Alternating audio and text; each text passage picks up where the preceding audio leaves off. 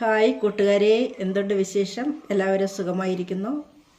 ഞാനിവിടെ ഒരുവിധം സുഖമായിരിക്കുന്നു. അപ്പോഴേ ഇന്നും പതിവ് പോലെ ഒരു ഡേ ഇൻ മൈ ലൈഫ് വീഡിയോയുമായിട്ടാണ് വന്നിരിക്കുന്നത്.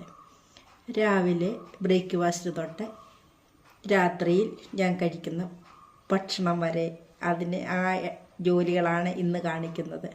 അപ്പോഴേ കൂട്ടുകാരെല്ലാം ഒന്ന് സപ്പോർട്ട് ചെയ്യണേ, സബ്സ്ക്രൈബ് ചെയ്ത് സപ്പോർട്ട് ചെയ്യണമെന്നല്ല ഞാൻ പറയുന്നത്. എല്ലാവരും വീഡിയോ കണ്ട് ഒന്ന് സപ്പോർട്ട് ചെയ്യണം. അതാണ് എനിക്ക് ഏറ്റവും പ്രധാനപ്പെട്ട കാര്യം.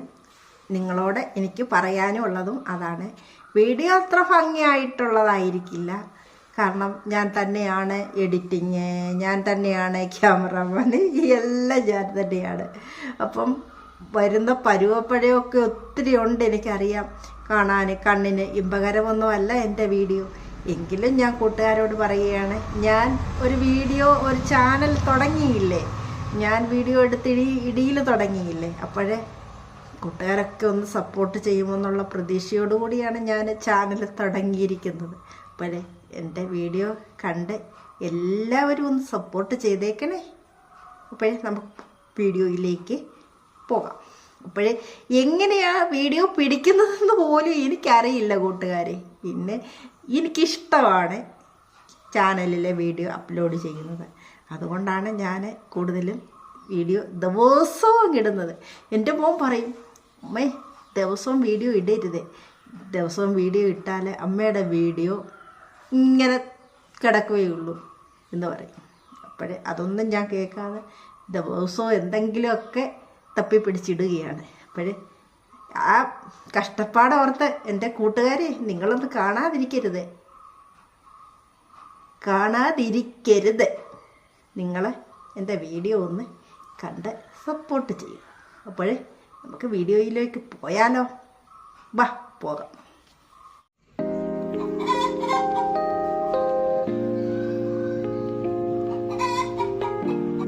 എല്ലാവർക്കും ഗുഡ് മോർണിംഗ്. ഇന്ന് രാവിലെ ഞാൻ ആട്ട കുഴച്ച് വെച്ചു. അതുപോലെ തന്നെ ഇന്നലെ ഞാൻ നമ്മുടെ ചിക്കൻ ഉപ്പിപ്പറ്റിച്ച് വെച്ചിട്ടുണ്ടായിരുന്നു. അതിന് വേണ്ടുന്ന സാധന സാമഗ്രികളൊക്കെ ഞാൻ എടുത്ത് വെച്ചിട്ടുണ്ട്. ഞാൻ ചെറിയ ഉള്ളി അല്ല പൊടിച്ചത്, സവാളയാണ് അരിഞ്ഞു വെച്ചിരിക്കുന്നത്. അതുപോലെ തന്നെ ഒരു പഴുത്ത തക്കാളിക്ക, ആവശ്യത്തിന് കറിവേപ്പില, പച്ചമുളക്, ഇഞ്ചി, വെളുത്തുള്ളി ചതച്ചത്, ഇത്രയും എടുത്ത് വെച്ചിട്ടുണ്ട്. ഇനി കോഴി ഒന്ന് കറി വയ്ക്കാൻ പോകും. ഇന്നലെ ഞാൻ ഉപ്പിപ്പറ്റിച്ച് വെച്ചിട്ടുണ്ടായിരുന്നു, കുറച്ച് കറി വെച്ചു. ഇതിൻ്റെ ബാക്കി കൊണ്ട് അത് ഇന്ന് കറി വയ്ക്കാം. മസാല കരട്ടി ഉപ്പിപ്പറ്റിച്ച് വെച്ചതാണ്. അപ്പോൾ ഇന്നലത്തെ അടപ്പിൻ്റെ പുറത്തൊക്കെ ഇന്നലത്തെ ആ മസാല ഇരിക്കുകയാണ് എന്ന് വിചാരിക്കല്ലേ. ഇന്നലെ മസാലയെല്ലാം പുരട്ടി 3/4 ഭാഗവും വേവിച്ചിരുന്ന കോഴി കഷ്ണങ്ങളാണ് ഇത് എണ്ണയിലിട്ട് ഒന്ന് ഫ്രൈ ചെയ്തെടുക്കാം. അതിനുശേഷം ഉള്ളി, വെളുത്തുള്ളി, ഇഞ്ചി, കറിവേപ്പില, പച്ചമുളക്, തക്കാളി എല്ലാം കൂടി ഇട്ട് നന്നായി വഴറ്റി മസാലകളെല്ലാം ഒന്ന് നന്നായി വഴറ്റിയ ശേഷം ഈ ഫ്രൈ ചെയ്തിരിക്കുന്ന കോഴി കഷ്ണങ്ങളുമായിട്ട് യോജിപ്പിച്ച് ആവശ്യത്തിന് വെള്ളവും ചേർത്ത് നമുക്ക് കറി വെച്ചെടുക്കാം. അപ്പോൾ ഇതൊന്ന് ഫ്രൈ ആകട്ടെ. അതിനുശേഷം നമുക്ക് വീണ്ടും കാണാം. മറ്റൊരു പാത്രം വെച്ചിട്ട് എണ്ണ ഒഴിച്ച് അത് ചൂടായപ്പോൾ നമ്മുടെ ഇഞ്ചി, വെളുത്തുള്ളി പേസ്റ്റ് ഇട്ട് അതും പച്ചമുളകും കറിവേപ്പിലയും കൂടെ ഇട്ട് നന്നായി ഒന്ന് വഴറ്റിയ ശേഷം നമ്മുടെ അരിഞ്ഞു വെച്ചിരിക്കുന്ന സവാള അതോട് ഇട്ട് വഴറ്റി അത് വഴന്നതിന് ശേഷം നമ്മുടെ തക്കാളി അരിഞ്ഞു വെച്ചിരിക്കുന്നതോടെ ഒന്ന് വഴറ്റിയെടുക്കും. അപ്പോൾ ഇത് ഏകദേശമൊക്കെ ഒന്ന് വഴന്നിട്ടുണ്ട്. നമുക്ക് നമ്മുടെ സവാള അരിഞ്ഞു വെച്ചിരിക്കുന്നത് ഇതിലേക്ക് ഇട്ടു.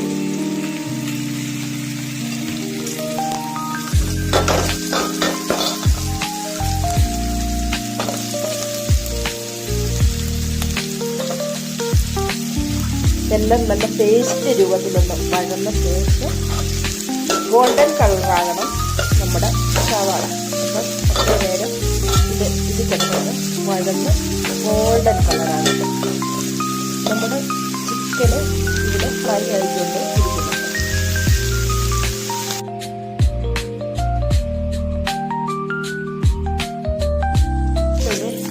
മസാലയ്ക്ക് വേണ്ടി ഗരം മസാല ഒന്ന് പൊടിച്ചെടുക്കാം. പെരുംജീരകവും അതിന് വേണ്ടുന്ന കൂട്ടുകളെല്ലാം ഞാൻ നന്നായി വെയിലത്ത് വെച്ച് ഉണങ്ങി വെച്ചിരിക്കുന്നതാണ്. ഇത് ഒന്ന് പൊടിച്ചെടുക്കാം. ഇവിടെ മസാലയെല്ലാം പൊടിച്ചെടുത്തിട്ടുണ്ട്. കൂട്ടത്തിൽ ഞാൻ കുറച്ച് കുരുമുളക് കൂടെ പൊടിച്ചെടുത്തിട്ടുണ്ട്. ഇത് ഞാൻ ഈ കൂട്ടത്തിലിടത്തില്ല, ഞാൻ വേറെ വേറെയാണ് വെച്ചേക്കുന്നത്. ഇനി നമ്മുടെ ബോട്ടിലിൽ ആക്കി സൂക്ഷിച്ച് വയ്ക്കാം. ഇതിൽ നിന്നും കുറച്ചെടുത്ത് നമുക്ക് ചിക്കനിൽ ചേർക്കേണ്ടതുണ്ട്. അപ്പോഴേ വഴറ്റി വെച്ചിരിക്കുന്ന കൂട്ടുകളിലേക്ക് ഞാൻ മസാല ഇട്ട് നന്നായി വഴറ്റി, അതിനുശേഷം ചൂടുവെള്ളമാണ്, തിളച്ച വെള്ളമാണ് ഞാൻ ഒഴിച്ചു കൊടുത്തിരിക്കുന്നത്. അപ്പോഴേ നമ്മുടെ ഉള്ളി ഒക്കെ ഒന്ന് തണുത്തിരുന്നു, അതുകൊണ്ടിപ്പം അതൊക്കെ ഒന്ന് ചൂടായി വരണം. ഞാൻ വെള്ളം ഒഴിച്ചു കൊടുത്തിട്ടുണ്ട്. അപ്പോഴേ ഡീപ്പ് ഫ്രൈ അല്ല, നമ്മുടെ ചിക്കന് മുക്കാൽ ഫ്രൈ ആയിരിക്കുകയാണ്. ചിക്കനോട് ഇതിൻ്റെ അകത്തോട്ടിട്ട് കൊടുക്കും. അങ്ങനെയാണ് ഞാൻ ഇന്ന് ഈ കറി തയ്യാറാക്കുന്നത്. പല രീതിയിലും പല പ്രാവശ്യവും പല രീതിയിൽ ഞാൻ ചിക്കൻ കറി തയ്യാറാക്കാറുണ്ട്. ചിലപ്പോഴേ ഞാൻ ആനച്ചുവടി എന്ന ഔഷധ സസ്യമിട്ട് ചിക്കൻ കറി ഉണ്ടാക്കാറുണ്ട്. അപ്പോഴേ അതിപ്പോൾ നമുക്ക് ഇന്ന് ഈ സമയത്ത്, ഈ വേനൽ സമയത്ത് നമുക്ക് കിട്ടാറില്ല, അതുകൊണ്ട് അത് ചേർക്കുന്നില്ല. മിക്കവാറുമല്ല, അത് കിട്ടുന്ന സമയത്തെല്ലാം ഞാൻ ചിക്കൻ കറിയോ ബീഫ് കറിയോ എന്ത് വെച്ചാലും ഞാനത് ചേർക്കാൻ പതിവുണ്ട്. അതിന് പ്രത്യേകമായിട്ടുള്ള ഒരു വീഡിയോ ഞാൻ അപ്ലോഡ് ചെയ്തിട്ടുണ്ട്. കൂട്ടുകാരതൊന്ന് കണ്ടില്ല എങ്കിലൊന്ന് കാണുക. അത് പലവിധ അസുഖങ്ങൾക്കും നല്ലതാണ് ആ ഔഷധ സസ്യം. ഇപ്പോഴും ഇന്ന് കിട്ടാത്തത് കൊണ്ട് ഞാൻ ഇട്ടില്ല. അപ്പം നമ്മുടെ മസാലകളൊക്കെ നന്നായി ഇവിടെ തിളയ്ക്കാൻ തുടങ്ങിയിട്ടുണ്ട്. കുറച്ചുകൂടെ ഒന്ന് തിളച്ചോട്ടെ. നമ്മുടെ ചിക്കന് ഇതിലേക്ക് ഇട്ട് കൊടുക്കാം. ഇപ്പോഴേ ഞാൻ ചിക്കന് ഇതിലേക്ക് ചേർത്ത് കൊടുത്തിട്ടുണ്ടായിരുന്നു. അടച്ചു വെച്ച് ചെറുതീയിൽ വേവിച്ചെടുക്കാം. പെട്ടെന്ന് തന്നെ ഇനി വേകും. ഇനി അധികം വേകാനില്ല, എല്ലാം വെന്തിരിക്കുകയാണ്. അപ്പം മസാലകളൊക്കെ ഒന്ന് ഇറച്ചി കഷ്ണങ്ങളിലൊന്ന് പിടിച്ചാൽ മതി. നമ്മുടെ കുഞ്ഞു കലത്തിൽ കഞ്ഞിക്ക് വേണ്ടി വെള്ളം വയ്ക്കുക.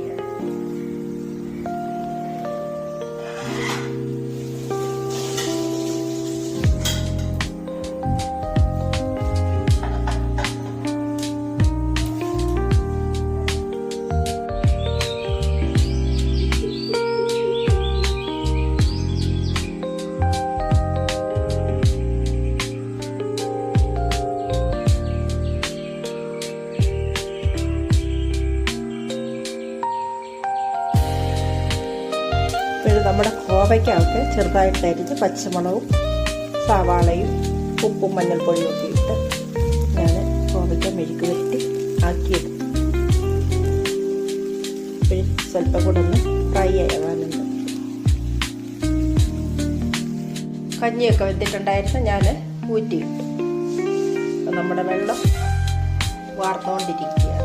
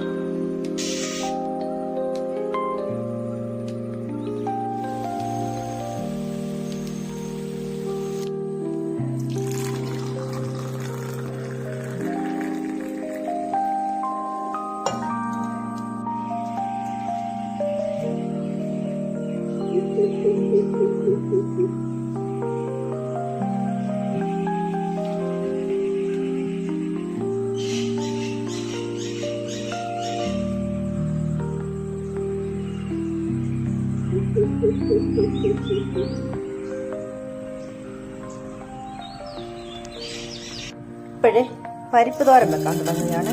അപ്പം പരിപ്പ് വേവിച്ച് ഞാൻ ഇവിടെ വെച്ചിട്ടുണ്ട്. ഇപ്പോൾ എണ്ണ ഒഴിച്ചു ചൂടായ ചട്ടിയിലേക്ക് കടുകിട്ടു. ആ എണ്ണയിലേക്ക് കടുകിട്ടു. പിന്നെ ഉള്ളിയും പച്ചമുളകും അരിഞ്ഞു വെക്കുന്നുണ്ടായിരുന്നു. അത് ഈ എണ്ണയിലിട്ടൊന്ന് വഴറ്റിയെടുക്കാം.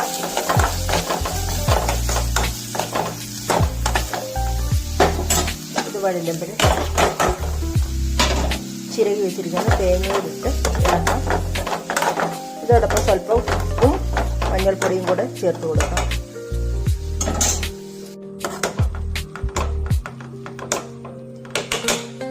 തിരുത്തോരനൊന്നും ഇല്ല, ഞങ്ങൾക്ക് 2 പേർക്കുള്ളത് മാത്രമേ ഉള്ളൂ. ഇതൊന്നും വെക്കത്തില്ല ഞാൻ.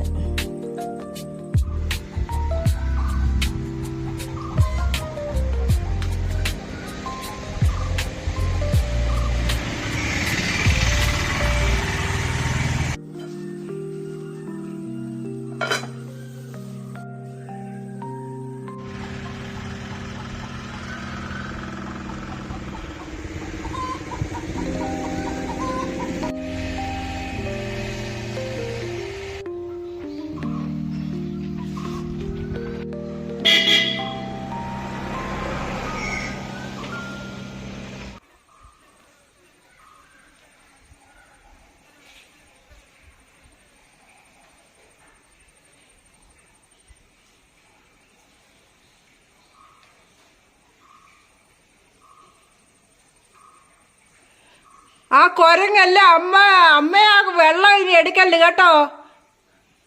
ആ കുരങ്ങല്ല അതിൻ്റെ അകത്ത് കുളിച്ചതാ.